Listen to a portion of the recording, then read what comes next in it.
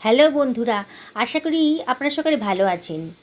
আচ্ছা, আপনারা কি জানেন এক বাটি চিনির মধ্যে দুখানা কাঁচা ডিম ফেটিয়ে দিলে পরে দারুণ টেস্টি একটা রেসিপি বাড়িতেই বানিয়ে ফেলতে পারেন।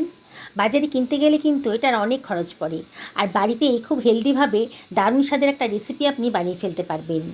আপনারা শেষ পর্যন্ত ভিডিওটা দেখুন, আশা করি আপনাদের ভীষণই ভালো লাগবে। আমি এখানে এক বাটি পরিমাণ চিনি নিয়ে নিয়েছি। ঘরে থাকা যে কোনো বাটি মাপেরই এক বাটি পরিমাণ চিনি আপনারা নিয়ে নেবেন, আর এর মধ্যে দিয়ে দিন দুখানা কাঁচা ডিম।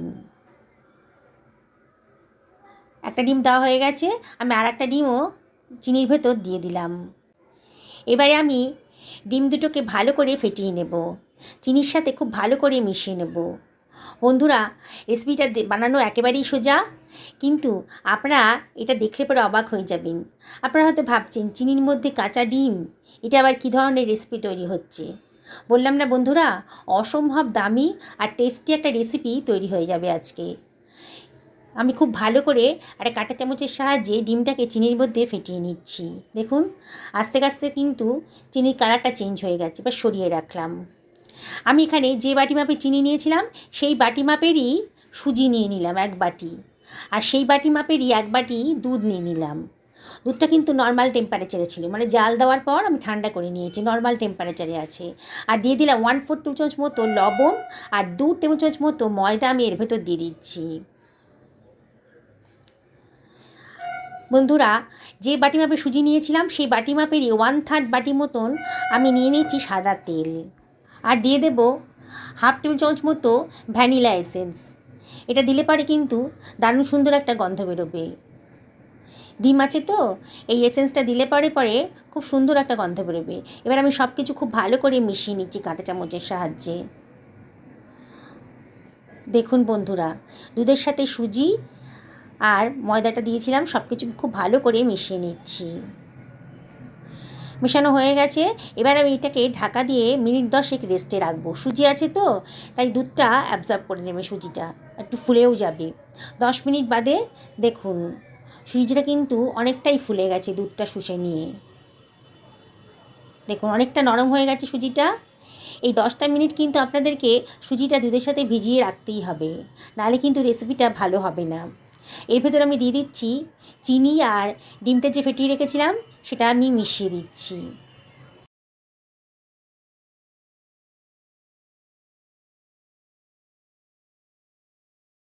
খুব ভালো করে সব কিছু মিশিয়ে নিতে হবে। এবার আমি একটা মিক্সার গ্রাইন্ডার নিয়ে নিয়েছি, নিয়ে এবার এই মিশ্রণটাকে আমি মিক্সার গ্রাইন্ডারের ভেতর দিয়ে দিচ্ছি। পুরোটাই আমি মিক্সার গ্রাইন্ডারের ভেতর দিয়ে দেব।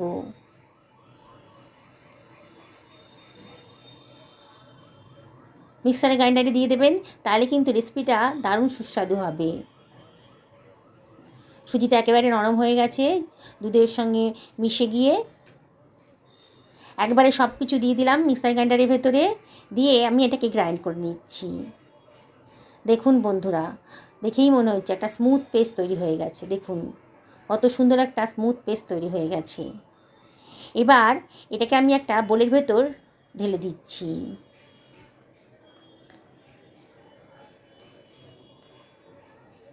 এবার এর ভেতর আমি দিয়ে দিচ্ছি 1 টেবিল চামচ বেকিং পাউডার, আর দিয়ে দেব 1/2 টেবিল চামচ বেকিং সোডা।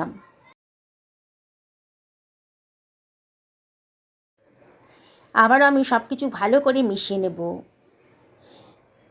বেকিং পাউডার আর বেকিং সোডাটা কিন্তু একেবারে শেষের সময় দেবেন, মানে ঠিক ভাজতে যাওয়ার আগের মুহূর্তেই দেবেন।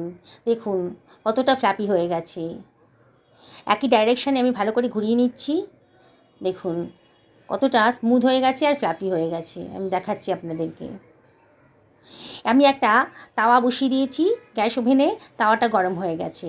আমি একটা আপ্পাম প্যান এর ভেতর দিয়ে দিচ্ছি। আমি আজকে আপ্পাম প্যানেই এটা বসাবো, তাহলে খুব তাড়াতাড়ি এটা হয়ে যাবে।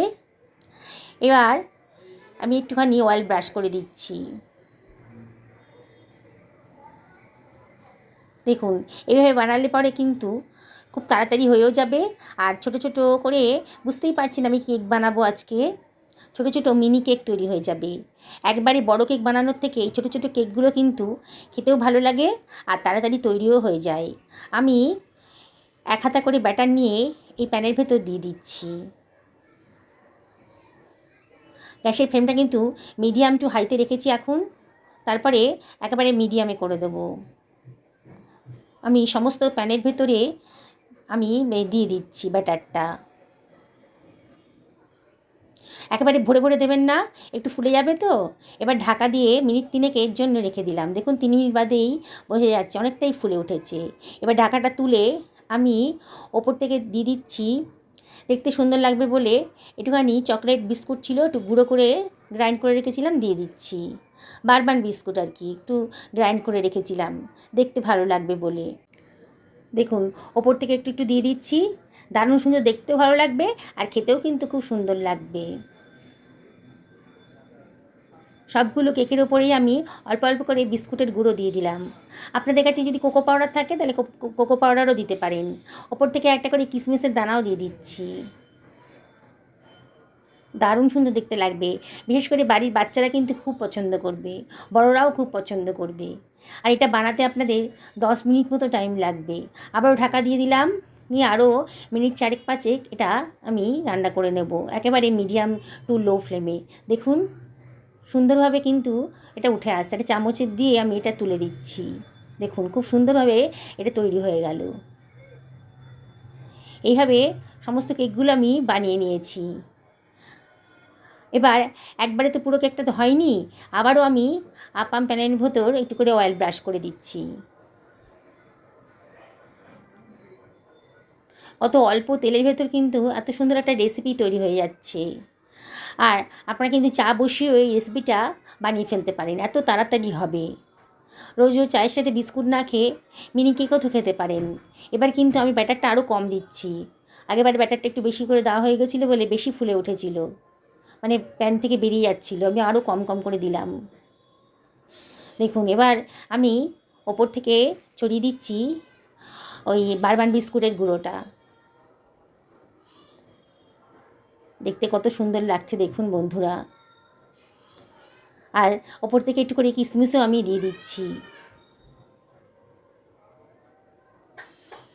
কত অল্প সময়ের ভেতর কত দারুণ স্বাদের একটা রেসিপি কিন্তু তৈরি হয়ে যাচ্ছে। ঢাকা দিয়ে দিলাম।